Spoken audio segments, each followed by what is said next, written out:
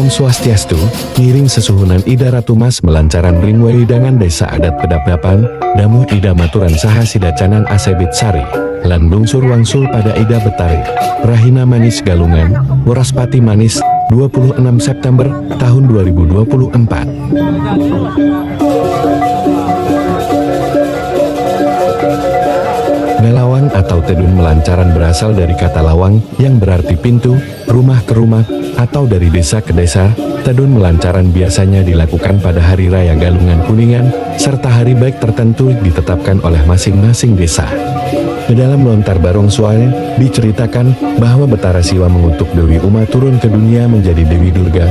Selama berada di dunia, Ida Betari Durga melakukan tapa, beratap, yoga, dan semadi sambil memunculkan wabah penyakit di jagat. Hal ini membuat Bunda Sang Hyang Trimurti. Beliau kemudian turun ke dunia. Betara Brahma berwujud topeng bang, Wisnu berwujud menjadi telek, dan Siwa berwujud barong. Ida sesuhunan tedun melancaran di samping untuk mengusir wabah penyakit atau gering.